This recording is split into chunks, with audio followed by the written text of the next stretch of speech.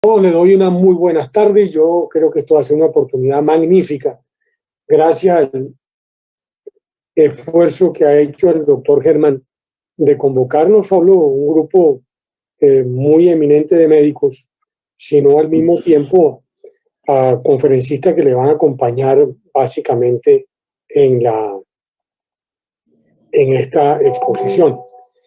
La verdad es que no es fácil para mí leer las hojas de vida de personas tan distinguidas como el doctor Juan Manuel Anaya, el doctor Alfonso Eslava, y ahora en reemplazo de Gerson Vermont, que es una persona que tiene unas responsabilidades importantísimas en todo este programa de vacunación. Viene a cambio el doctor José Mojica Madera, también un médico muy apreciado con una larga trayectoria que está en el Ministerio de Salud. Cuando tomamos la determinación de hacer esta conferencia, lo tomamos por una razón que es apenas obvia. El país está en vilo. El país no solamente tiene una cantidad de dudas con respecto a lo que ha sido esta larga pandemia costosa en términos no solo económicas, sino de vidas y de vidas muy cercanas en algunos casos, en otros de amigos muy queridos que se nos fueron, sino al mismo tiempo muy expectante de lo que va a ser el proceso de vacunación, tal y como el gobierno definió por etapas, en las que en la primera etapa, por supuesto, está en primera línea los médicos que les toca y les ha tocado de los colombianos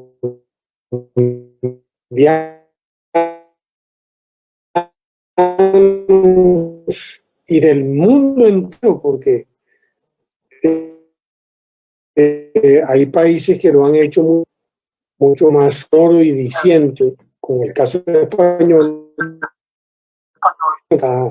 los casos que llegan a urgencia o a las diferentes instituciones de salud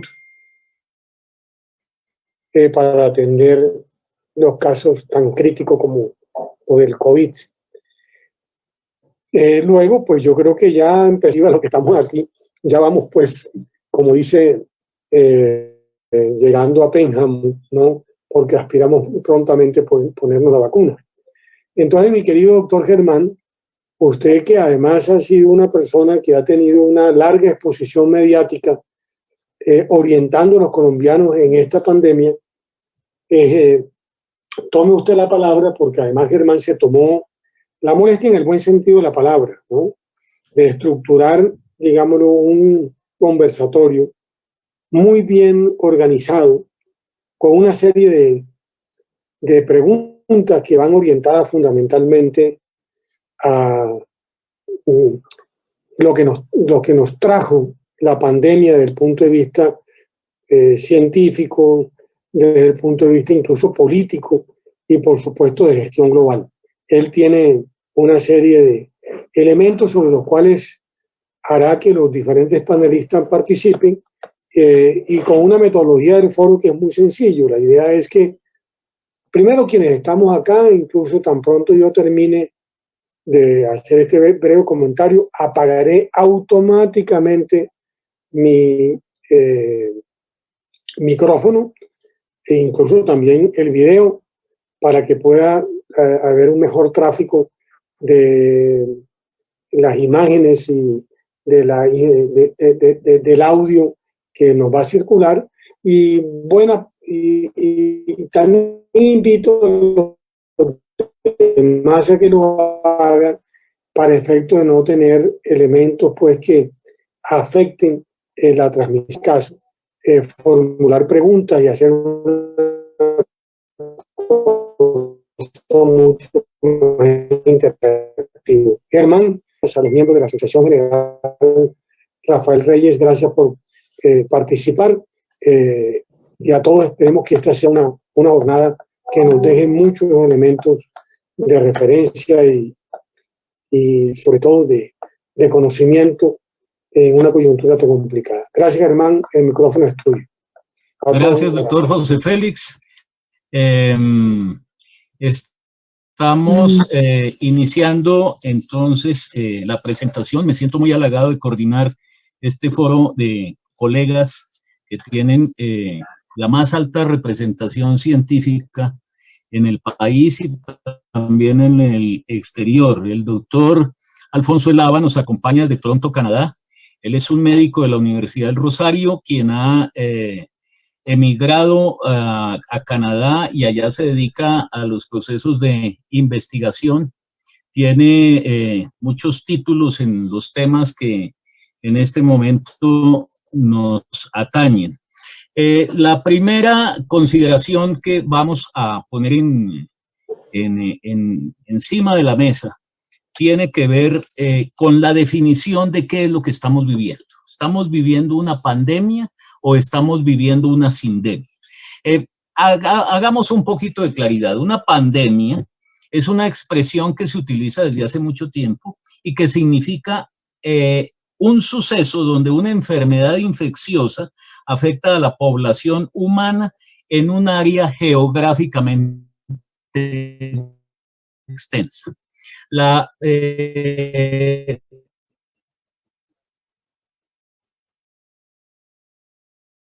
definición de pandemia. Y por otra parte, entonces definamos qué es una sindemia para escuchar luego las opiniones de nuestros invitados. Sindemia es una categoría conceptual nueva que reúne lo social y lo biológico y se refiere a problemas de salud sinérgicos que afectan a una población o a una gran cantidad de población en el planeta en sus contextos sociales y económicos. El concepto de sindemia fue desarrollado por antropólogos médicos y tratar todas las comorbilidades que se generan en un proceso circunstancial como el que estamos viviendo. Y se refiere a problemas de salud sinérgicos que afectan a una población en los contextos, ya lo dijimos, sociales y económicos. Pregunto yo, bueno, interesante saber que en septiembre del 2020, el editor jefe de la revista médica The Lancet, Richard Horton, publicó un artículo titulado COVID is not a pandemic.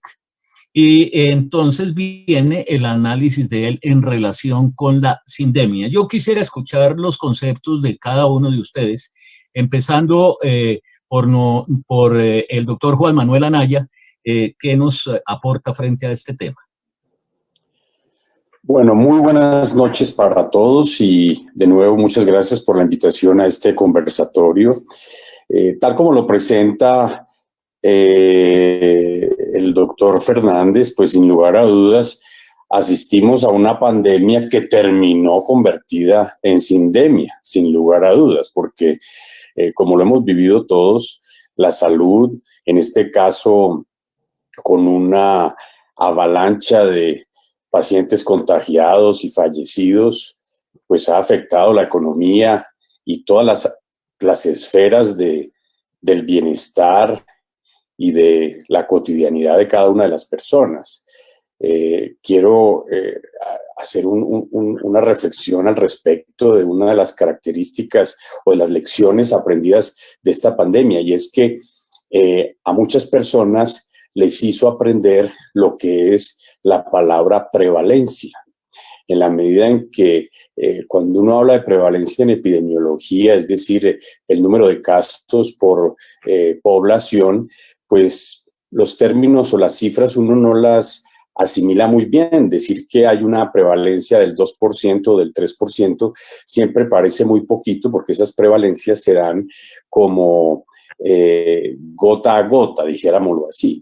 En este caso se ha dado todo al mismo tiempo, y eso es lo que ha desbordado cualquier reflexión o cualquier posibilidad de respuesta social.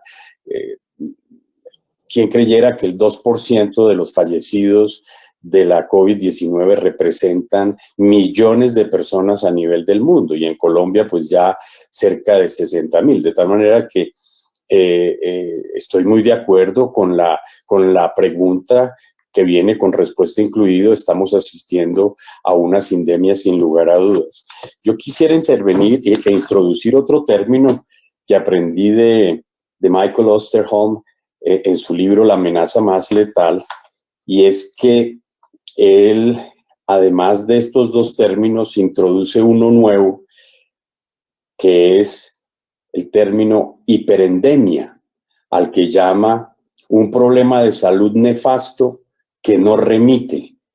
Y eso, desde el punto de vista de la salud y de la epidemiología, me parece todavía más acertado con respecto a la realidad.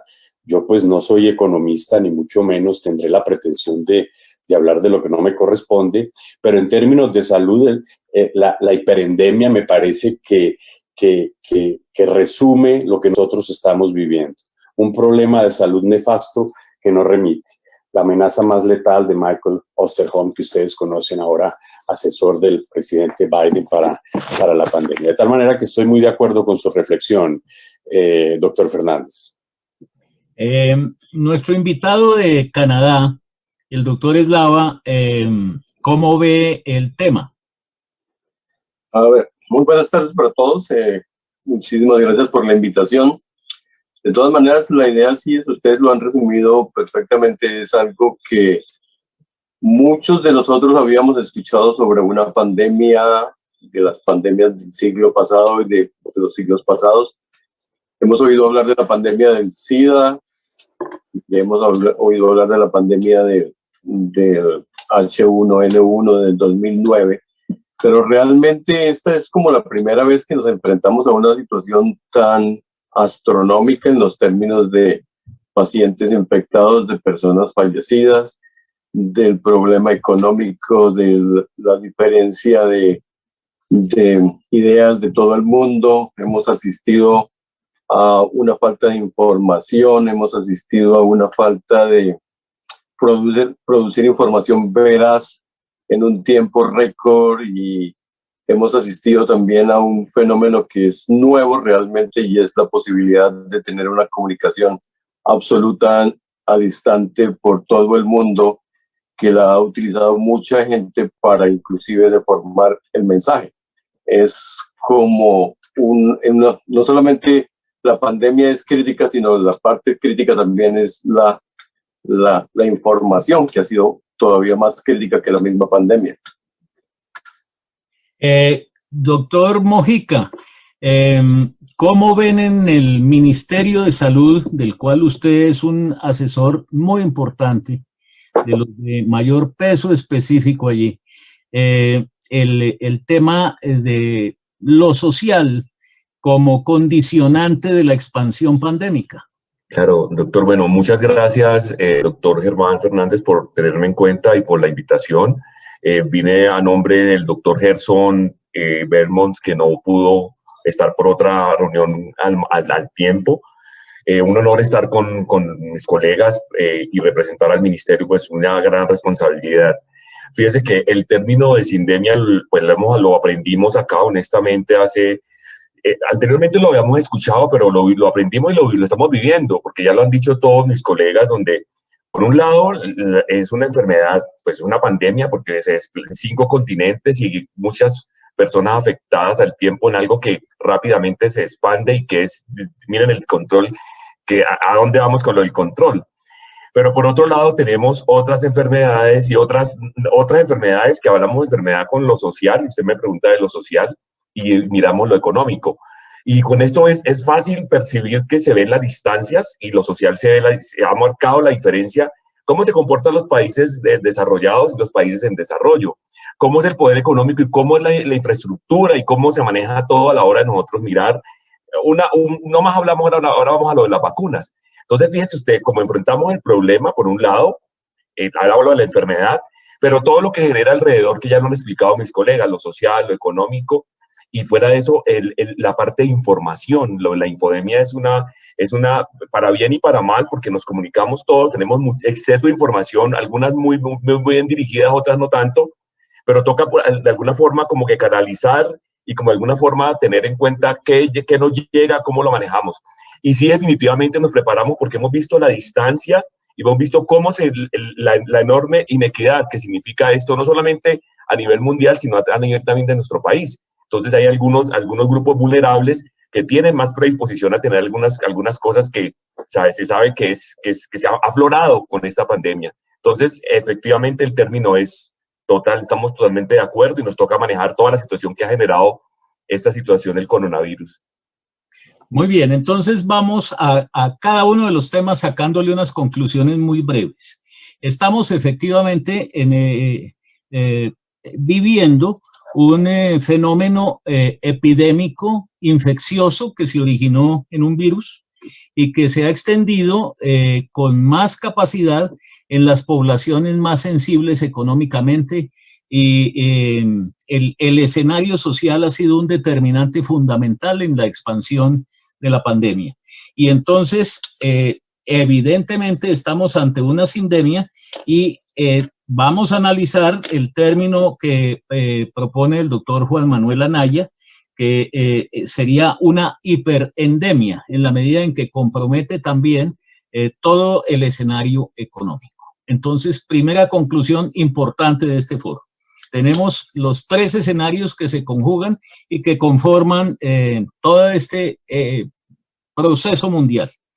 Vamos al segundo tema, que son los condicionantes sociales, ya particularizándolos un poco. Se ha afectado en mayor medida a los grupos con características específicas en las poblaciones, por ejemplo, la norteamericana o la latinoamericana, en Colombia, en Asia, en África. ¿Qué condicionantes sociales o raciales son los que han influido en la expansión más rápida del virus? Yo le preguntaría al doctor José Alejandro, en Colombia, ¿cómo se ha visto el fenómeno específicamente? Bueno, un comentario adicional a la pregunta anterior, doctor. En lo de la sindemia, perdón, y creo que sería importante, no solamente se refiere a las enfermedades infecciosas y transmisibles, sino a otras enfermedades. Hablo de las enfermedades como tal, no transmisibles. Hemos visto, por muchas razones ha aumentado lo de cáncer, la gente no consulta y están llegando más graves.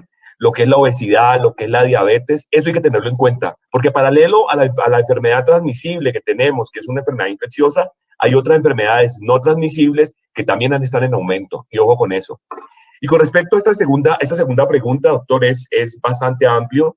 Pues el panorama pensamos que inicialmente iba a ser en Asia, pero ustedes van a ver cómo se controló de bien, y una vez empezó lo que fue China, Corea, Japón, usted ve que rápidamente, pues estamos en una pandemia, pero de pronto no ha sido el impacto que luego pasó a Europa y vio cómo pasó en Italia, en España, en Francia, en el Reino Unido, y luego pasa en Latinoamérica claro, la predicción era que aquí iba a ser peor.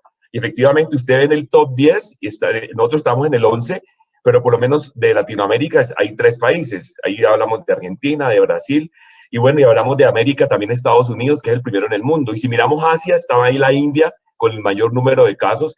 Sin embargo, después están Turquía, están Alemania, están Francia, está España. Pero es para decirles que, bueno, pensamos que y ahora falta la parte de África, que no tenemos mucha información. De pronto hay unas cosas ahí que ahí también se ven las brechas. Pero fíjese usted que los países del norte del África han tenido representatividad. Vemos también en Sudáfrica cómo ha sido representativo. Sin embargo, vemos en Colombia, nosotros que hemos determinado, hay unos grupos especiales, grupos vulnerables, lo que pasó en el Amazonas o lo que pasa en la Orinoquía. Ustedes van a ver lo que pasa en el área en el Pacífico. Entonces, en Colombia usted ve diferentes comportamientos y lo puede dividir en varias partes, lo que es Bogotá, lo que es Medellín, lo que es Cali, lo que es el área andina, lo que es el norte del país, y usted lo ve en todo, en comportamiento, en seroprevalencia, en muchos de los puntos que el doctor Anaya comentaba, pero también usted mira lo que son los Santander, el área donde está lo que es el vecino país, y fíjense ustedes que el comportamiento es diferente. Entonces, claro, nos ha marcado, hay un grupo, usted sabe la cantidad dentro de las comunidades indígenas reconocidas, la cantidad de personas afectadas y el número de fallecidos, como usted ve también dentro de las comunidades afrodescendientes, pero ahí estamos también los trabajadores de la salud. Entonces, usted ve que somos los vulnerables, somos los susceptibles, y ahora hay otro grupo, fíjense ustedes que ha entrado, que los niños, yo soy pediatra, entonces los niños, si bien ustedes van a ver que la letalidad es el 0,2% comparado con el 2,6% del país, usted ve un grupo que está entrando, es en las embarazadas. En este momento no hay vacuna para las embarazadas, ahí están en el stand de que entran, no. Los niños, no hay vacuna para niños por ahora. Entonces usted ve que esos grupos como tal que los he mencionado, el enfoque diferencial, comunidades indígenas, afrodescendientes, los migrantes, usted ve cualquier cantidad de afectados dentro de los migrantes y fallecidos, y ahora usted sabe las condiciones de los irregulares. Entonces, en resumen, usted ve algunas comunidades más favorecidas, entre comillas, y otras menos que han sido afectadas, que usted lo puede contabilizar, y eso, que hay un subregistro. Entonces, ese es mi panorama. Yo creo que, no sé qué dirán mis colegas, mis compañeros del panel, de foro. Entonces, podemos tener como visión general que la expansión de la pandemia se manifiesta de diversas formas en los diferentes grupos poblacionales, afectando a poblaciones que en algún sentido lato tienen condiciones socioeconómicas más precarias. ¿Qué opina de esto el doctor Alfonso Eslava? A ver, es indiscutible que de todas maneras estas variantes socioeconómicas son absolutamente importantes en cualquier tipo de enfermedad, especialmente cuando es una transmisión. Sin embargo, uno debería también pensar, hay unas susceptibilidades que son de tipo genético y otras susceptibilidades que no hemos logrado investigar claramente, pero que se han vislumbrado. Por ejemplo, ha habido como insinuaciones de que en África la epidemia no ha sido del tamaño que se suponía que deberíamos haber esperado por las condiciones en que vive la mayoría de los pueblos, especialmente al sur del Sahara. Pero se habla, por ejemplo, de tener una susceptibilidad dependiente de unos genes que, por ejemplo, no están en poblaciones africanas, como genes dependientes de los neandertales que sí hay en poblaciones europeas, y otra serie de posibilidades de susceptibilidades genéticas, pero que no han podido ser estudiadas claramente por muchos problemas dentro de la pandemia. Ha sido un tiempo realmente, aunque nos parece muy largo, un año realmente para el estudio de una enfermedad no es muy largo. Y segundo, no ha habido a pesar de que la mayoría de los investigadores en el mundo de una u otra forma se han volcado a trabajar sobre el coronavirus, no ha sido fácil trabajar porque las condiciones requieren, por ejemplo, laboratorios de alta seguridad cuando se va a trabajar, que no es fácil establecer en todas partes. Y nos hace falta todavía eso, pero indiscutiblemente esto nos hace ver que la realidad social de nuestro mundo es la que va a prevalecer y es la que nos va a dar en este momento la susceptibilidad. Eso es. Las medidas que se han difundido, a veces de manera confusa o equívoca, inclusive desde la Organización Mundial de la Salud al comienzo de la pandemia, cuando nos decían que no había necesidad de usar tapabocas. Y digamos que el acatamiento de las medidas preventivas en los diferentes escenarios culturales ha tenido alguna influencia significativa en las distintas poblaciones. ¿Cómo ve el fenómeno el doctor Juan Manuel Anaya? Ese fenómeno tiene que ver con algo que los científicos vemos con mucho respeto y es la apropiación social del conocimiento. Yo creo que en el particular, en el caso colombiano, lo que yo he llamado el desorden de las buenas intenciones, lo hemos visto reflejado. Cada uno ha querido poner su granito de arena. La población colombiana se ha triplicado durante la pandemia. Éramos alrededor de 50 millones de personas. Wow. Ahora hay 50 millones de epidemiólogos y hay 50 millones de economistas o 50 millones de inmunólogos, etcétera. Y todos queriendo hacer el bien, sin lugar a dudas. Yo no veo que eso haya sido, dijéramos, contraproducente, pero sí ha, dijéramos, desordenado esa apropiación social del conocimiento. Y creo que, siendo muy respetuosos, por supuesto, al gobierno nacional le ha faltado mayor pedagogía, y más que mayor pedagogía, éxito en la pedagogía.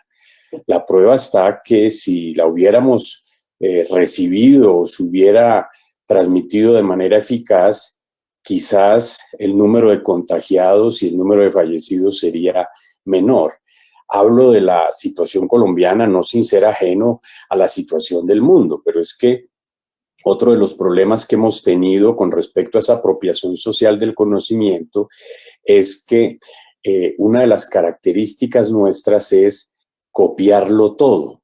Entonces, pues es muy difícil recibir una recomendación de un ente internacional y transmitirlo tal cual traducido al pie de la letra a la población colombiana. Yo creo que una de las críticas constructivas, porque de aquí tenemos que sacar muchas lecciones para lo que venga y para las generaciones futuras, va a ser cómo tener una pedagogía eficiente, persuasiva y dirigida a cada uno, no solo de los grupos etarios, sino de las poblaciones. ¿Cómo es posible que en Colombia haya habido una manifestación de los adultos mayores para no acatar las recomendaciones con las que todos estábamos de acuerdo? Pues eso es una falta de pedagogía. Yo creo que ese grupo de adulto mayor no lo entendió muy bien. De la misma manera, cómo han habido dudas y cambios en las políticas con respecto a la abertura o no de los aeropuertos, por ejemplo. De tal forma que creo que esta es una pregunta muy importante y nos debe remitir a una lección aprendida que debe quedar en alguno de esos libros maravillosos que tenemos en Colombia sobre políticas de salud y demás temas que nos competen y que nunca vemos traducidos en política pública permanente. De tal forma que creo que esa sería mi opinión al respecto. Qué difícil que es la apropiación social del conocimiento y qué trabajo el que debemos hacer todos para aprender herramientas de pedagogía eficiente y persuasivas. Muy bien. Va quedando claro entonces que el comportamiento social, la apropiación cultural que menciona el doctor Anaya, ha jugado un papel muy importante en evitar o permitir la expansión de la epidemia o de la pandemia, llamémosla mejor. Por otra parte, el condicionante social se convierte en un elemento fundamental para también entender cómo se ha irradiado y cómo el virus ha tenido vehículos muy eficaces para su expansión a través de los comportamientos sociales. Bueno, nuestro auditorio se debe estar preguntando desde hace rato y seguramente por ello es que están aquí presentes. Bueno, ¿y yo qué con la vacuna? ¿Me vacuno? ¿No me vacuno? ¿Qué hago con toda la publicidad que hay frente a la vacuna? ¿La vacuna es suficiente instrumento para el control de la pandemia? ¿Cuál me pongo? ¿La rusa, la china, la que está desarrollando Cuba, o las de Pfizer, o las de AstraZeneca y Oxford? ¿Cuál escojo si tengo la posibilidad de escoger? ¿O cuál no escojo si es que me van a colocar la que define el gobierno? Entonces, hablemos un poco sobre la vacuna como instrumento biológico para evitar mayor mortalidad y morbilidad. Es decir, puede que me evite ir a la clínica, al hospital, o puede que me evite ir al notario antes de fallecer. Le pregunto esto al doctor Alfonso Eslava. Sí, el tema es un poco complejo porque todavía no sabemos muy bien cómo es la inmunidad clara que podemos desarrollar frente al virus. Sin embargo, hay cosas claras que es que sí desarrollamos inmunidad, que la vacuna sí está desarrollando un tipo de inmunidad, que probablemente vayamos a tener varias generaciones de vacunas. Es posible porque el tipo de vacunas que se está haciendo en este momento, aunque sean diferentes plataformas, es más o menos lo mismo, es buscando la generación de anticuerpos y tal vez inmunidad mediada por células. Ambos tipos de inmunidad son importantes y parece que las compañías se esmeraron en lograr buscar ambos tipos de inmunidad con las vacunas que se están produciendo. Sin embargo, un punto importante que hay que reconocer es, las vacunas que actualmente se están usando son solo vacunas que probablemente van a producir una protección contra la enfermedad, más no contra la transmisión. No es totalmente conocido, parece que en general no existe, se están haciendo pruebas con las vacunas actuales para saber si existe. Pero eso quiere decir una cosa, las vacunas que hay actualmente no son perfectas, son vacunas que podrían en un momento dado permitirle a alguien tener como cierta seguridad de no enfermarse gravemente, pero no tenemos la certeza de que no haya transmisión. Entonces, en ese sentido, hay mucha gente, esa pregunta se la ha hecho mucha gente en el mundo, con todos los problemas que existen. Aprovecho para comentarle al doctor Anaya que a pesar de que en Colombia tenemos esas dificultades con la pedagogía, aquí en Canadá lo vemos exactamente lo mismo, y en Estados Unidos creo que es fácil verlo a otros niveles, pero es exactamente lo mismo. De todas maneras, la pregunta se ha hecho y se pregunta, ¿cuál vacuna me pongo? La mejor vacuna es la que le ofrezca. Muy probablemente no va a haber chance de escoger. Va a ser muy difícil. En algunos sitios se está hablando, por ejemplo, en Francia, diciendo hace un mes que no aprobaban la vacuna generada en Inglaterra, probablemente por el Brexit. Aducieron algunas otras cosas, pero hoy en día, cuando se ven ante la posibilidad de que de pronto no hay forma de tener suficientes vacunas, cambiaron su política, dijeron la vamos a aceptar porque parece que sí es buena, ¿cierto? La información fue generada inicialmente en Sudáfrica cuando estaban diciendo esa vacuna no nos funciona con la variante que está actualmente circulando en Sudáfrica. Pero fue una cuestión que ni siquiera se confirmó que las otras vacunas son exactamente lo mismo y que probablemente iban a tener el mismo resultado. Simplemente es como algo político en contra de ese tipo de cosas. Y hoy en día, por ejemplo, esta mañana hubo una información en Estados Unidos, todo el mundo sabe que ayer aprobaron la vacuna producida por Johnson & Johnson, y hoy están diciendo las vacunas RNA que producen Moderna y Pfizer en Estados Unidos son las vacunas que probablemente van a utilizar las personas blancas con dinero. Y la de Pfizer va a ser para las personas que no tienen plata, que no son blancos. O sea, esas son cosas que se tratan de buscar, porque la verdad es el consejo, cualquier vacuna, la primera que le ofrezcan es la más importante, es la mejor. Todas funcionan muy bien, la diferencia en los números no son muy importantes, de todas maneras cualquiera que uno se aplique, rusas, chinas, americanas, de donde sean, son exactamente lo mismo. O sea, el número varía un poco, pero frente a la posibilidad de una enfermedad tan grave, no tiene ninguna diferencia. Doctora Anaya, su opinión al respecto.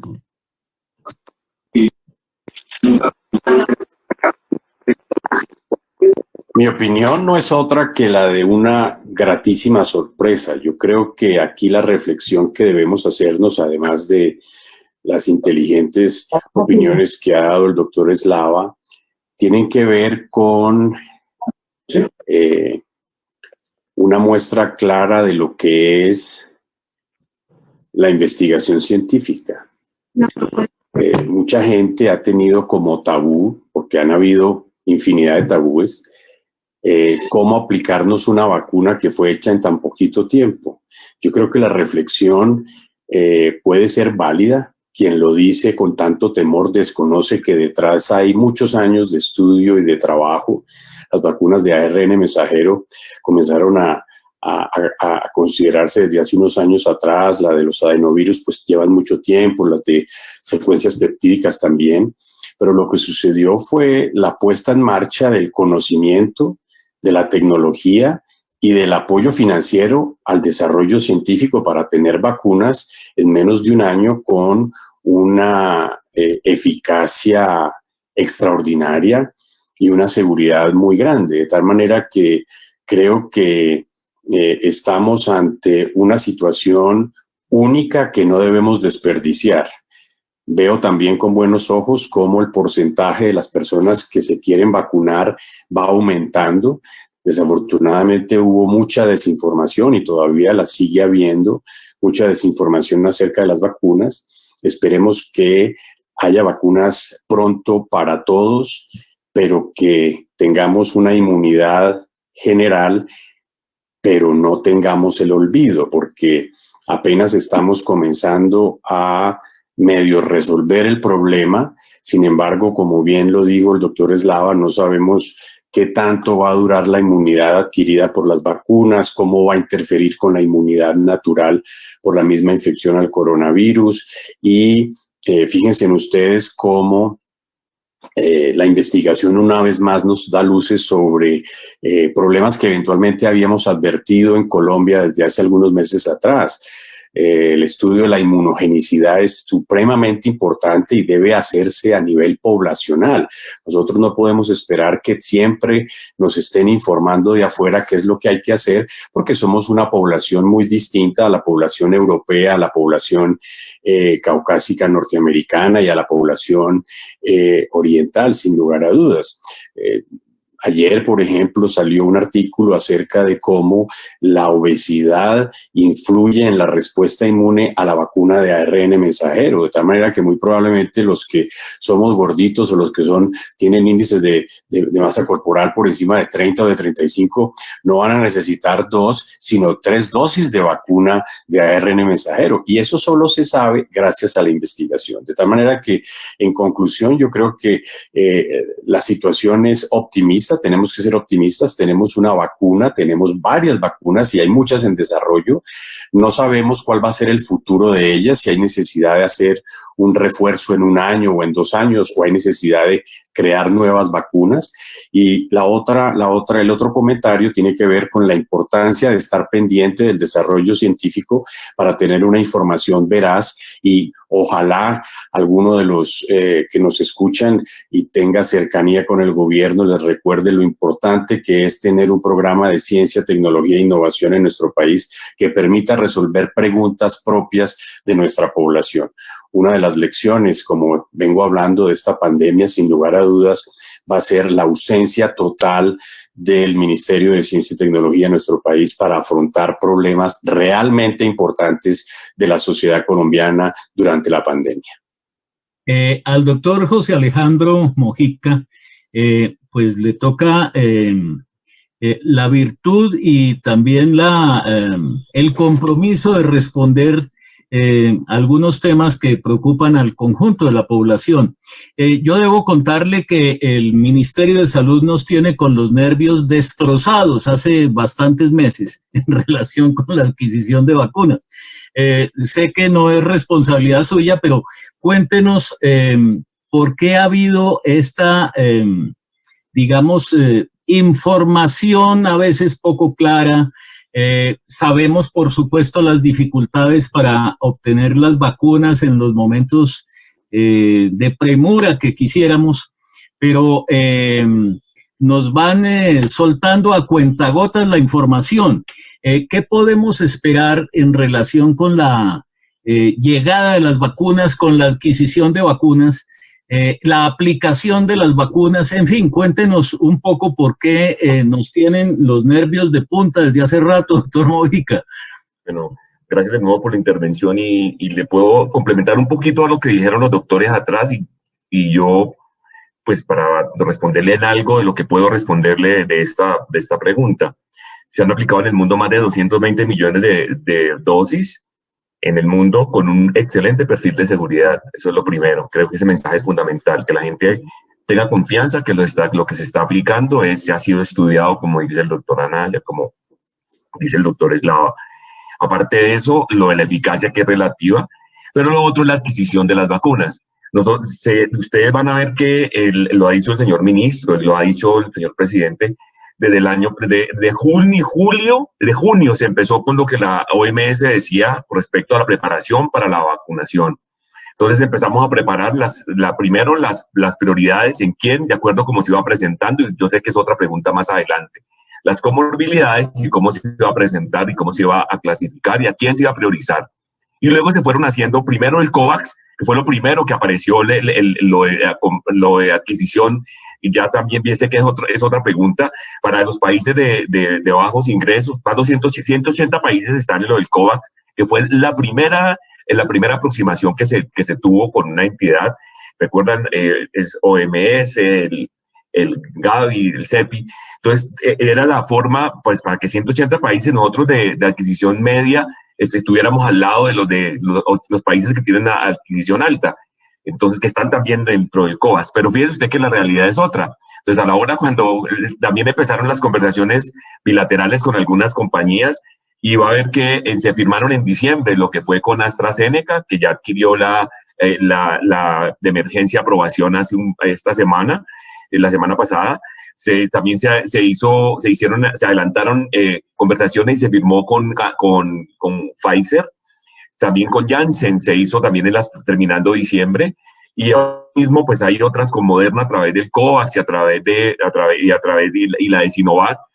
Y aparte de eso, sé que con Sputnik, de hecho, alguna vez, yo no soy del comité COVID del ministerio, pero he sido invitado a alguna de las reuniones para la parte técnica, como infectólogo, como trabajé muchos años en vacunas. Entonces, de alguna forma, algo de experiencia he adquirido, y la idea es que querían escuchar el concepto y hacer algunas preguntas claves a la hora de pensar, ¿esta vacuna nos conviene o esta no? Hoy en día estamos por la vacuna disponible en la que nos deberíamos vacunar, pero el problema es que cuando nos lleguen, nos vacunamos. Entonces, el lío es que, por un lado, yo creo que hubo mucha sobredemanda, primero, muchos países y mucha gente adelantando, adquiriendo vacunas, incluso más de las que tiene su población. Pero aparte de eso, fíjense ustedes, a la hora de los cumplimientos de las llegadas, yo creo que también, yo sé que las compañías farmacéuticas hicieron algunas coaliciones entre unas y otras para mejorar lo que era el empacado, el llenado, pero entonces fíjense que han habido incumplimientos de muchas formas. Eso yo no estoy dentro, no sé lo de confidencialidad que se firmó en el ministerio, pero es lo que hemos vivido. Entonces, no, que llegaron 50.000, que sí que ahora llegan 100.000, que van a llegar 2 millones, pero es que lo que se tenía era que en febrero, terminando de febrero, tendríamos por lo menos casi 2 millones de dosis para ya haber vacunado por lo menos trabajadores y parte de los adultos mayores. Entonces, ya de entrada estamos quedados. Y sumado ahora que se ha vacunado, y ese es el otro mensaje, se ha vacunado apenas con el 0,2% de la población, 100.000 dosis, y ustedes van a ver que ya la gente ha bajado las medidas, que es otro tema. Entonces, paralelo a las vacunas, esperanzados en las vacunas, con tan poquita gente que hemos vacunado, nos está faltando y nos están incumpliendo de todo lado lo que se había pactado, pero de todas maneras tenemos mucha expectativa que la vacunación se llegue y que va a ser la realidad. Entonces son muchos factores, es la conclusión, de los cuales entre ellos está el incumplimiento, de alguna forma por las compañías que se había pactado, la sobredemanda a nivel internacional, pero también ahí están los países ricos. Usted sabe, los países ricos han tenido de pronto y han tenido prelación para que le llegue la vacuna más temprano. Doctor Eslava, la experiencia de Canadá en relación con la compra de 8 o 9 veces la cantidad de vacunas que ellos necesitan, ¿cómo la observa usted? Más de 10 veces. A ver, la verdad es que no fueron adquiridas. Es un comentario que se ha escuchado en muchos sitios y hay, tal vez hasta con razón, de pronto muchos países dicen, pero ¿por qué se están comprando más vacunas de las que se necesitan? Están acaparando, todo el mundo tiene derecho, es imposible que se porten de esa forma. Pero la verdad es que eso se hizo inicialmente desde el momento en que cada compañía farmacéutica decidió embarcarse en un proyecto de una vacuna. Fueron haciendo contacto con varios países y la idea era como dar un apoyo para decirles, continúe adelante, nosotros le podemos comprar. No hay sonido. 400 millones de vacunas no ha comprado Canadá, somos solo 37 millones de personas, pero sí se pidieron 400. Pero la idea es como en principio, en este momento nosotros estamos tal vez como con menos vacunas, de pronto tal vez que en Colombia, no sé, pero la vacunación estuvo parada por un tiempo, volvió a comenzar esta semana, no tenemos dosis suficientes, podrá haber plata, pero no hay vacunas, todo depende de que las puedan producir, ¿cierto? Sé que hay muchos problemas, inclusive en la producción de AstraZeneca en la India, Sí sé que hay problemas, por ejemplo, como que la India de pronto había dicho, nosotros producimos 2 billones de dosis para todo el mundo, y ahora en la India están diciendo de pronto tenemos que vacunar primero nuestra población antes de poder darle el resto del mundo. O sea, hay muchos tipos de problemas, pero sin embargo les puedo decir que en Canadá, lo mismo que en Inglaterra, lo he escuchado de los primeros ministros, dijeron que si la idea es que en un momento dado podemos tener suficientes vacunas, es como donar el resto de vacunas, así sean pagadas con el presupuesto de Canadá. O sea, se van a utilizar solamente las que se necesitan y el resto es para donación a países que no tengan con qué comprarlas. Gracias, doctor Eslava. Hago la pregunta que en el escenario popular, pues la gente tiene y manifiesta. ¿Cómo se hace el control de calidad de las vacunas en su proceso de producción final y en su proceso de transporte, de llegada y de aplicación? ¿Cómo saber que las vacunas que, por ejemplo, las que tuvieron cambios en las condiciones climáticas, sí quedaron bien y se pueden aplicar, o se dañaron y se están aplicando? Esas son preguntas que quedan en el ambiente. ¿Cómo se hace ese control de calidad en general de las vacunas? Pues lógicamente en el laboratorio que inicialmente las produce. Y luego, ¿cómo se genera ese procedimiento de control de calidad? Doctora Anaya. Bueno, esto entiendo y creo que la pregunta es mucho más para el doctor José Alejandro. El Ministerio de Salud y en el PAI, por ejemplo, hay un control estricto de temperatura, de aplicación, de quién la recibe, de cómo se aplica, de cuántas dosis, etcétera, etcétera. De tal manera que esta pregunta creo que es más para el doctor José Alejandro. Yo desconozco qué control tiene el ministerio para garantizar la cadena de frío y demás.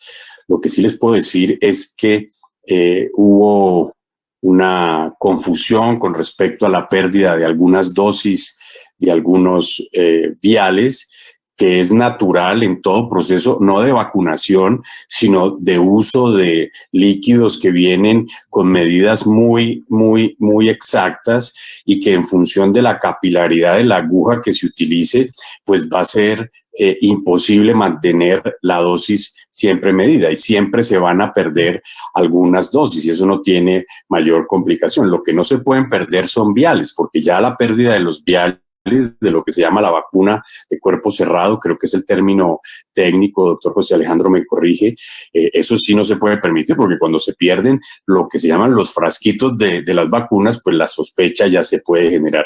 Pero yo desconozco cómo lo está haciendo el ministerio. Creo que ha hecho un esfuerzo monumental. No dejo de ser un poco crítico con la coordinación entre ministerios, secretarías e IPS. He sido testigo de cómo en algunas IPS en Bogotá el proceso de vacunación ha sido excelente, pero también he sido testigo de cómo en algunas otras el proceso de vacunación no ha sido como se esperaría, pero no estoy cercano ni soy conocedor del control de calidad y de la forma como se ha hecho. Soy también un poco crítico de mi vacuna. Todos esperábamos un poco más de este portal y creo que ha sido más perjudicial que beneficioso, porque cambió las priorizaciones y quienes estaban en etapa 1 los pasaron a otra etapa. En el caso personal mío, el portal dejó de funcionar algunos días, lo que me impidió saber en qué etapa estaba. Finalmente se mantuvo la etapa en la que estaba inicialmente, pero los detalles y mis comentarios al respecto del control de calidad y cómo lo ha hecho el Ministerio de Salud, pues yo los desconozco, porque no es el área que me compete. Creería que el doctor José Alejandro nos podría informar mucho más, además con su experiencia grande en vacunación. Por supuesto, doctor José Alejandro. Muchas gracias. Bueno, hay algunas cosas que pues tengo conocimiento y otras no tanto. cuando usted mira una vacuna se garantiza desde que, pues, ya no vamos a hablar de lo preclínico, lo clínico que ya lo dijimos, las 3 fases y que se continúan, perfil de seguridad y todo lo demás. Una vez llega el biológico, se tienen los files, los folders de todo lo que se ha generado con la fase 3, se someten a las autoridades regulatorias respectivas, ¿cierto? Entonces, las autoridades regulatorias respectivas miran lo que significa lo que es la eficacia, lo que tienen ellos de perfil de seguridad, todo lo que tienen alrededor de la estabilidad del producto, y ahí viene el por qué razón cuando una vez el INVIMA o la FDA, la EMA, el INVIMA, la ANVISA o cualquiera de esas agencias grandes en el mundo que dan el OK para las vacunas, entonces han cumplido todos los regulatorios respectivos para garantizar lo que es la calidad del producto.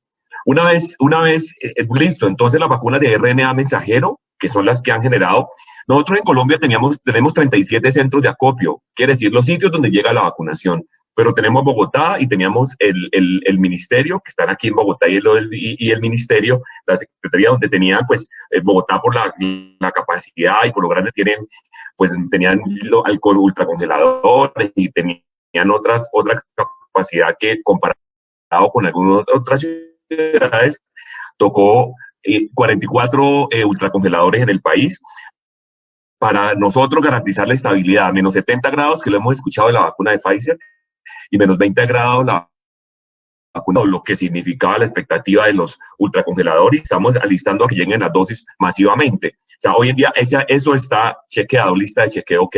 Sin embargo, ustedes saben que hay detalles, y eso lo dice el doctor Anaya muy bien. Hubo un biológico, como digamos la vacuna de Pfizer, porque es la que ha tenido más lo de la ultracongelación y la estabilidad. Usted tiene vienen en unas cajas que vienen 195 viales, es decir, 195 frasquitos. Entonces, esos 195 con cada uno tiene 6 dosis. Entonces, fíjense ustedes garantizar que depende el éxito de un programa. Por un lado, en este caso, la conservación del producto. Por otro lado, la dilución y el otro, la aplicación. Esos tres factores son fundamentales. Entonces, para usted llegar a la aplicación, tiene que haber hecho una microplanificación, donde usted, y ahí me remonto a lo que dice Israel, el éxito que ha tenido este país, y hemos ido a varias reuniones con ellos, nos dicen, por un lado, que tienen el manejo intersectorial. No solamente corresponde a salud, sino muchas áreas comprometidas, desde la policía hasta educación y no solamente salud. Pero también tienen la microplanificación flexible, y eso lo estamos adoptando. Lastimosamente, el doctor Juan Manuel no ha tenido experiencia con mi vacuna, porque ustedes saben que es dinámico, y no algunos detalles. Por lo menos yo no tuve problema y ya me vacuné por prioridad, fase 1, etapa 1. Sin embargo, yo lo digo públicamente porque tuve la experiencia. Entonces, cuando usted llega ya de observador participante, mira que tienen que haber varios factores. Uno de ellos es que la caja, que cuando viene el transporte, si usted lo mete en el ultracongelador, le dura 6 meses, el biológico. Pero usted en el transporte le dura 14 días. Viene con el hielo seco, con el box, con la caja adecuada, y usted mientras llega a un sitio y lo mete y está en el ultracongelador. Pero una vez usted va a utilizar los viales, usted tiene que llevarlo al refrigerador normal, que es entre 2 y 8 grados, que eso lo tenemos en todos los centros de acopio en la mayoría del país. Pero hay un problema, que usted una vez está ultracongelado y lo pasa al refrigerador de 2 a 8 grados, le dura 5 días el producto, porque se le descongela en 3 horas. Entonces usted tiene que tener toda la microplaneación para que una caja de 195 frascos y mil y pico de tantas dosis, usted tenga las 1.100 y tantas personas para vacunar. Entonces, cuando una vez usted mire el otro detalle, y ahí está el éxito también del programa, y por eso la confianza de las personas, con estos productos, la inestabilidad o con dificultad en la estabilidad, usted saca el vial y lo tiene que diluir. Y en el éxito del diluir el vial, que tiene 6 dosis, porque eso fue otro, esto es cambiante y es dinámico. A la FDA, a la EMA, el productor le dijo, son 5 dosis, pero cuando lo recibió el INVIMA, dijo, no, hasta 6 dosis. Y en el mundo hoy en día, de un vial salen 6 dosis. ¿Por qué?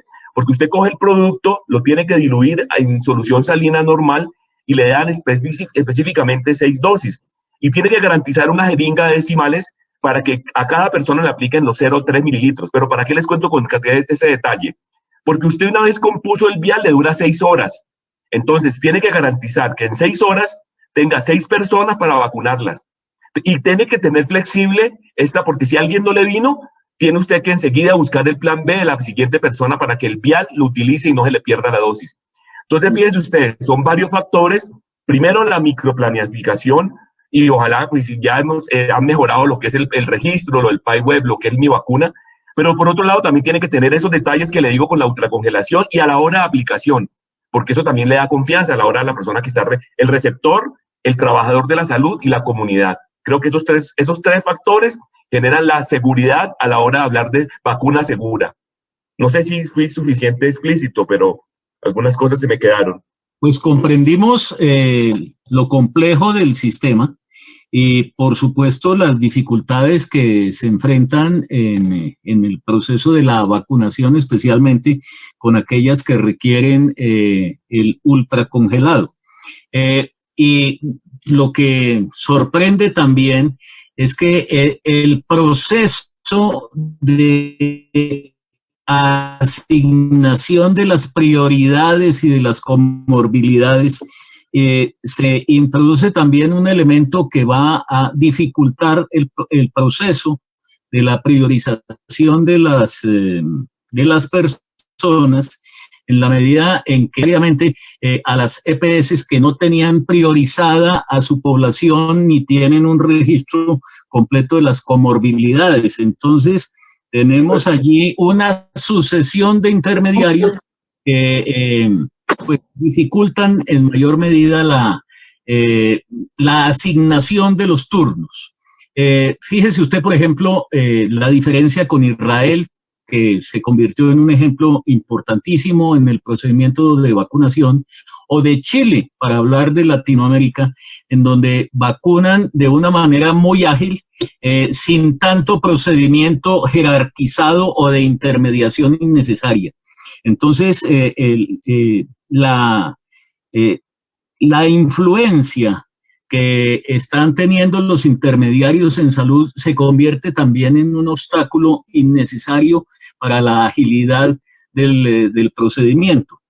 Y esa es la vía que ha escogido Colombia. Bueno, en fin, nos va quedando claro que hay dificultades y que el gobierno está haciendo lo mejor posible, tanto desde el punto de vista de la suplencia de la vacuna, de el control de calidad de lo que se está aplicando y de la oportunidad que ojalá sea, como todos lo esperamos, lo más rápida posible.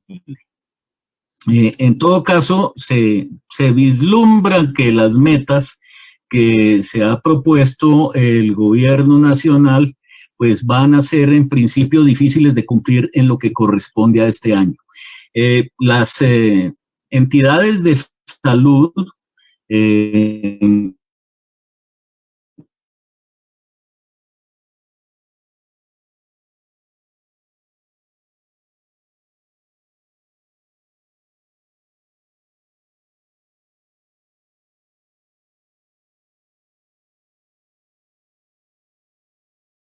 finalmente a la población.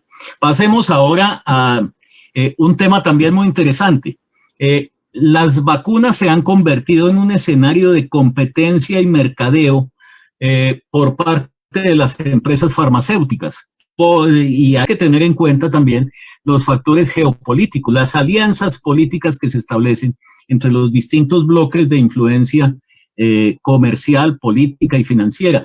El doctor Alfonso Eslava conoce sobre esta materia algunas particularidades. ¿Qué nos puede comentar? Sí, hay varias cosas que tampoco es que pueda conseguir la información muy completa, pero sí hay cosas. Por ejemplo, esta mañana se anunció en Estados Unidos que Johnson & Johnson, que fue aprobada, no tiene la capacidad de producción total y se asoció con Merck, que ha sido tradicionalmente su competidor, y la idea es como que Johnson & Johnson va a seguir produciendo la vacuna y Merck le va a colaborar en el empaque, y eso es algo que fue muy bien visto en el ambiente internacional hoy, porque la idea es como que todo el mundo está pendiente. Nosotros deberíamos tener como un ambiente de colaboración, de cooperación internacional, pero es lo que no se ha visto. ese es como un ejemplo diferente.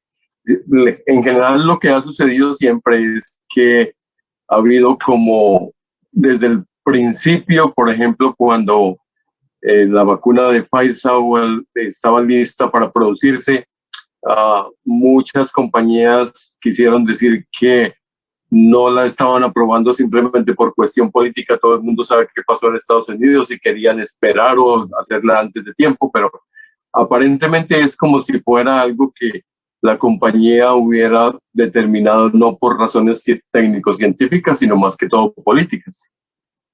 Para comentar, por ejemplo, AstraZeneca también ha tenido los problemas porque su mayor producción se ubicó en la India. Todos saben, es un instituto que se llama Serum. Inicialmente el contrato era por 2 billones de dosis. Hoy lo han recortado. Parece que han tenido algunos problemas. Sin embargo, por ejemplo, ellos, independientemente del contrato, era la producción de las vacunas para el convenio que tenían con AstraZeneca y la Universidad de Oxford. Hoy en día ellos están diciendo que de pronto tienen que primero vacunar su población antes de poderle dar al mundo, y eso no era algo que estaba convenido inicialmente. Y en cuanto, por ejemplo, a las vacunas en la China, es como muy sombrío, no se conoce mucho, la información no es completa, es difícil de conseguir, digamos, inclusive la información científica no se sabe realmente sobre la producción. Sin embargo, como es... la posibilidad es como que muchos países no tienen forma de conseguirla, pues van a tener que aceptar los términos que está proponiendo los fabricantes de la China. Esos son como ese tipo de cosas. Pfizer en principio no tiene una producción muy grande, y ellos inicialmente, hoy estuvo hablando en una entrevista con CNN el CEO de Pfizer, y él inicialmente dijo: nosotros decidimos desde el principio invertir nuestro dinero en la producción de esta vacuna y no recibir plata del gobierno, para no tener que tener ninguna atadura con el gobierno, y están como orgullosos de haberlo logrado. Sin embargo, su producción no es muy alta porque están frenados en cuanto a la adquisición de materiales para producir, para extender su producción, y básicamente están negociando con Estados Unidos porque ellos necesitan más vacuna, pero Pfizer está diciendo: nosotros podemos producir más si ustedes nos amplían la producción, pero no nos limitan en ninguna forma porque queremos ofrecerla a todo el mundo. Es más o menos como las cosas importantes que se han visto en este tipo de negociaciones en las compañías. La pregunta que nos hacemos es: ¿qué pueden hacer los gobiernos de países de ingresos medios y pobres frente al acuerdo sobre derechos de propiedad intelectual, lo que se llama el ALPIC, que surge? El ALPIC es el acuerdo que concede los derechos y pues en este momento le da un dominio pleno a la producción de las grandes farmacéuticas. Se estableció el acuerdo de propiedad intelectual en Marruecos en 1994, el acuerdo de ALPIC. Entonces, ¿qué podemos hacer los gobiernos de los países pobres o de ingresos medios frente a esta situación? ¿Qué opina el doctor José Alejandro de las conversaciones que se adelantan en el Ministerio de Salud al respecto? ¿Usted refiere más o menos a que hubiese transferencia de tecnología, por un lado? ¿A eso se refiere? Sí. A que los países, pues mire, nosotros, eso ya se ha sondeado, porque aquí en Colombia todos sabemos que hasta el 2004, 2005 hubo producción de vacunas en Colombia, en el Instituto Nacional de Salud. Entonces, cuando se hace claro, en este momento nos toca prepararnos, y esa sería una coyuntura importante para salir adelante, y no solamente que sea transferencia de tecnología como lo hace Brasil o lo hace México, o lo que están haciendo México y Argentina para el empacado y el llenado, pues por lo menos un avance, y transferencias estrictas lo hace México y Brasil.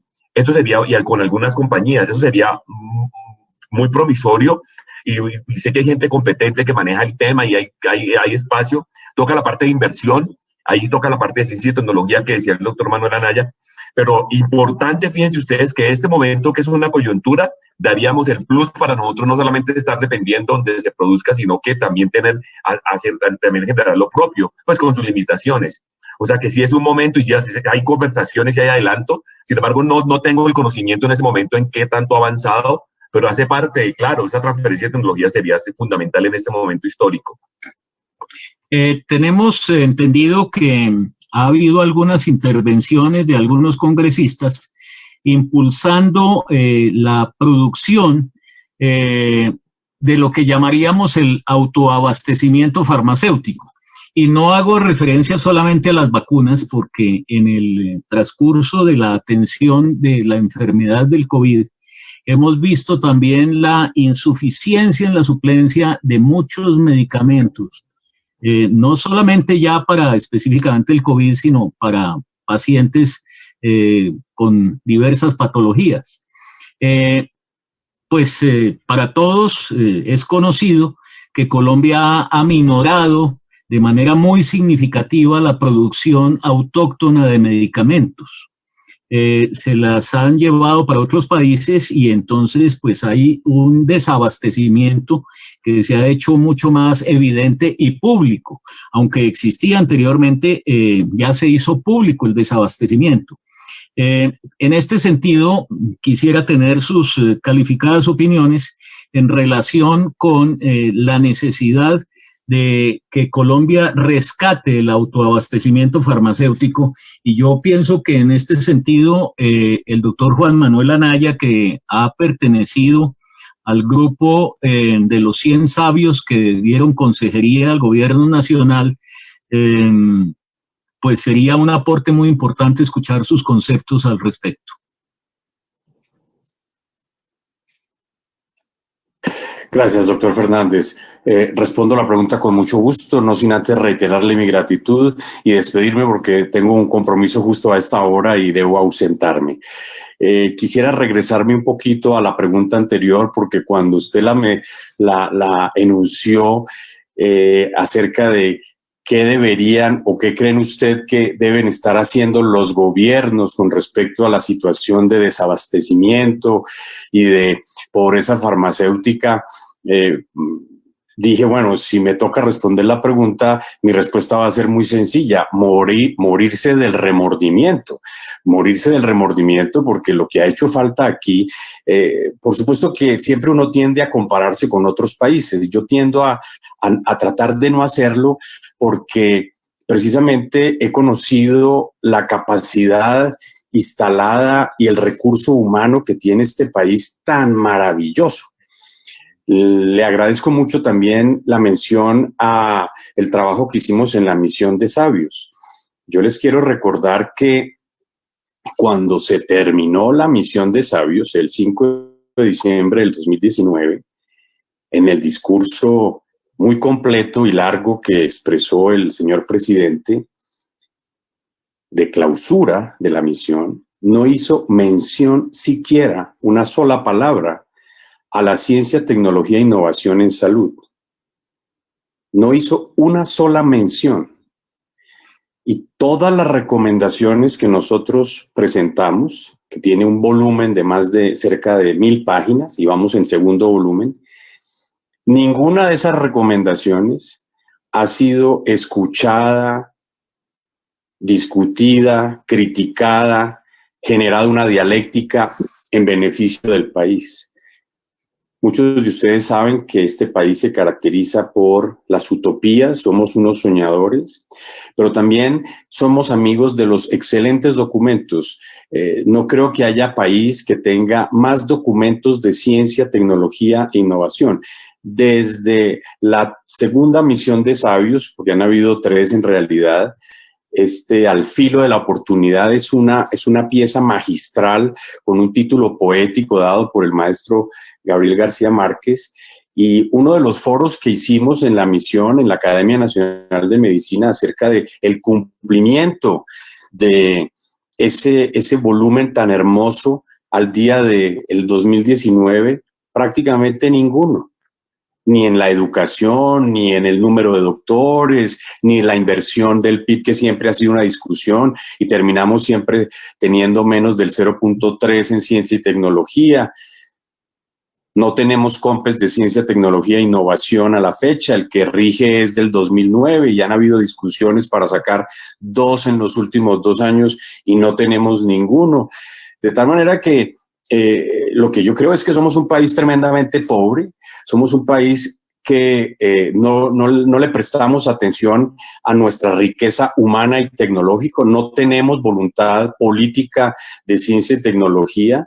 No quiero decir que no se hayan hecho esfuerzos individuales muy grandes, no tenemos un hilo conductor que nos permita decir hagámoslo. Y para colmo de males, les voy a decir algo, yo creo que dormimos con el enemigo.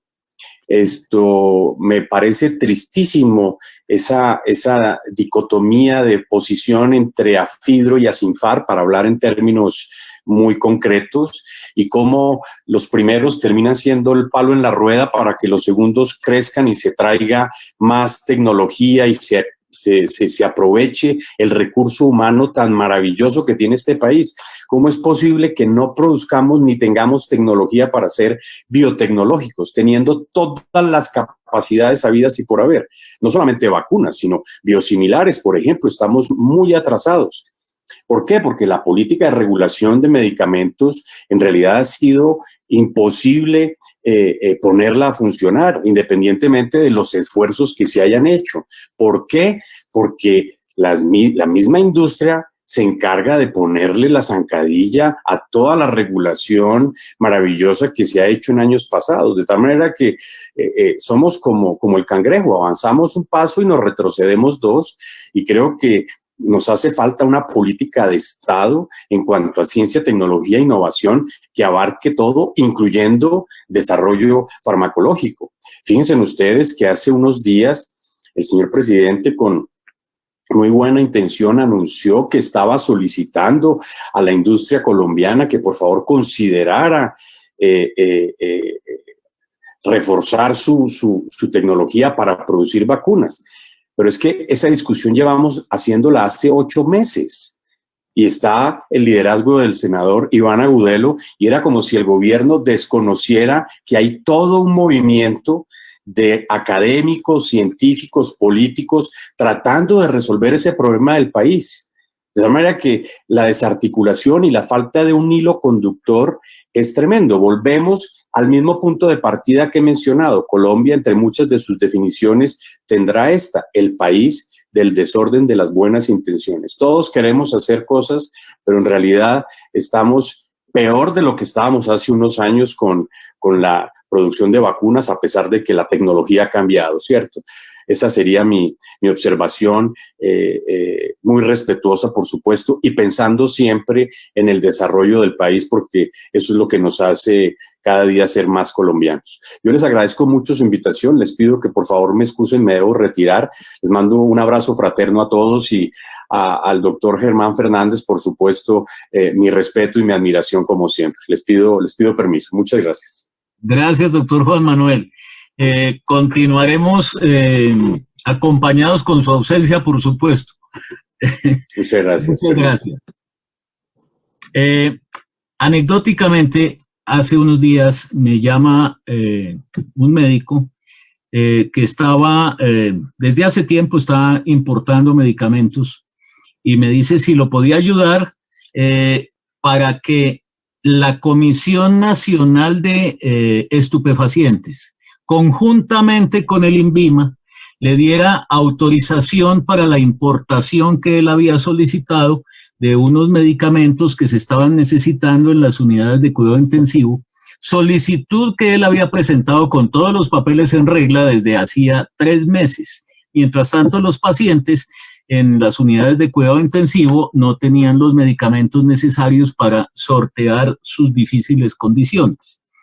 Esto, pues, por supuesto, utilizando las redes sociales, lo puse en conocimiento, y tuvieron que pasar varias semanas sin que hubiera respuesta ni del INVIMA ni de la Comisión Nacional de Estupefacientes.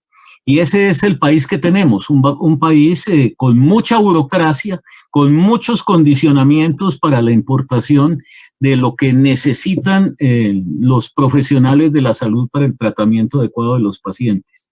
Sea una invitación a través de nuestro respetado doctor José Alejandro para que transmita estas inquietudes al gobierno nacional, sabiendo que pues no maneja él los resortes de la política, sino que se están manejando en otros escenarios diferentes a la ciencia, a la tecnología y a las necesidades ciertas de la salud.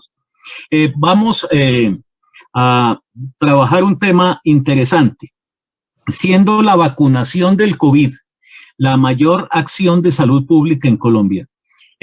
¿Quién tiene la coordinación a nivel regional? Le pregunto al doctor José Alejandro, porque nos quedan muchas dudas cuando escuchamos que la coordinación se la dan a las EPS, cuando en los territorios hay varias EPS y entonces no se sabe cuál es la EPS que manda en un territorio de cualquier ciudad o de cualquier región del país, o quien tiene la rectoría territorial es la Secretaría de Salud. En fin, tenemos esa confusión y le solicitamos que nos aclare quién en los territorios coordina la vacunación de manera efectiva, ejerciendo la rectoría que corresponde al Estado. Muchas gracias, doctor Germán. Mire, el ministerio pasa la lista de las personas que son candidatas de acuerdo a la priorización que se tiene. Usted lo ha dicho muy bien. Las etapas que ya todas las sabemos. La primera fase, segunda fase, con las 3 etapas de la primera fase y las otras 2 de la segunda fase, que son 5 en total. Entonces se pasa la lista de las personas que son candidatas porque hacen parte del primero, no solamente el Mi Vacuna, sino que son candidatas por su priorización. La lista la tiene la entidad territorial que escoge las IPS que selecciona de acuerdo a su capacidad y todo lo demás que se postulan. Son las candidatas que se postulan a la entidad territorial. Si yo soy una IPS que tengo las condiciones para vacunar, que tengo lo que se requiere y tengo las competencias y tengo la experiencia, me candidatizo, me postulo y junto con la entidad territorial se define cuáles son las que seleccionadas. Entonces, fíjense usted, han habido algunas inconvenientes con respecto a la lista que se pasa a la hora de la priorización. Esa lista no se hace la secuencia y no se llega donde tiene que llegar a la hora de estar listadas las personas priorizadas. Entonces, allí eso toca articularlo entre entidad territorial, la EPS a la cual pertenece la persona y la IPS, que es la que va a hacer el proceso. Entonces, fíjese usted que en eso pues toca articular y toca generar todo lo que significa el proceso de vacunación para que esto sea coordinado. Entonces, así de simple, entonces uno pues ya llegó a la IPS, entonces la IPS tiene la lista de las personas a las cuales va a generar la agenda y la persona, si le generan la agenda o de cualquier forma se entera que tiene tal día la cita, ese día la cumple, si no la puede cumplir, da una oferta cuando puede hacerlo y así sucesivamente. Entonces, fíjese, esa articulación de todas esas, ese engranaje, de todos esos puntos hace que eso sea un éxito. Entonces, de pronto, si falla algo dentro de la entidad territorial, que justamente la entidad rectora, ahí vienen los inconvenientes. Sí. Evidentemente hay una complejidad pues que hace difícil. Por ejemplo, pregunto yo, si las EPS, estamos hablando de 39 EPS que ejercen en el país, tienen la capacidad de priorizar las comorbilidades cuando muchas veces ni siquiera tienen la dirección de los pacientes. Eso es un proceso, doctor, y es un plan de mejora porque usted tiene la razón. Entonces, no todos tienen al día, pero el ministerio sí tiene esa lista por las diferentes áreas donde están las personas priorizadas según el área que es donde estén registradas y según lo que tengan de comorbilidad. Entonces, esa lista se pasa de acá, desde el rector del ministerio a la entidad territorial y están registradas en las diferentes EPS donde están las IPS que van a hacer el proceso. Entonces, fíjese que esa coordinación vuelve y genera, que puede ser un poco, pues es el sistema que tenemos, doctor. Pero entonces sobre la entidad territorial pesa aparte que se cumpla la priorización, que se escojan las IPS respectivas y las más competentes y que la asignación y el proceso sea efectivo. Muchas gracias. Yo, por ejemplo, en mi caso particular, tengo la expectativa de que se coordinen algún día. Yo soy un paciente trasplantado renal y tengo la expectativa de que se coordinen el listado del ministerio con la EPS, con la IPS, y que me llegue algún día el sitio y el lugar donde vacunarme. Tengo esa expectativa que seguramente obedecerá a las condiciones de comorbilidad que vaya a establecer mi EPS en el momento que corresponda. Un comentario puedo hacer al respecto. Fíjese usted que tuve la experiencia de que trabajo en el ministerio, pero hago una parte clínica en Secretaría de Salud, en la subred de Hospitales del Sur. Soy infectólogo pediatra en la subred, priorizado porque vemos pacientes COVID y soy fase 1, etapa 1. Entonces llegaron los lotes la semana pasada, el jueves, y me citaron. Yo aparecía en mi vacuna, aparecía registrado, no tuve problema, me llegó un aviso donde me decían usted priorizado, vaya, y a sorpresa, muy excelente cuando llego a la hora de la ruta, porque eso también, mire que eso tiene muchos factores. A la hora de usted, hay 4 personas que tienen que ser que tienen que estar presentes, una coordinadora que le dice usted, que le hace las preguntas básicas, usted ha tenido alergia, ha tenido COVID, ha tenido antecedentes de contacto, luego a una persona que le da el consentimiento informado, que hay que leerlo antes, luego a la vacuna, la persona que lo vacuna, y luego una persona que registra, y al final un sitio donde usted lo observan. Entonces fíjese que en eso me demoré 10 minutos y me demoré un poquito más en la hora de observación, que ahí sí me estuve los 30 minutos y un poquito más.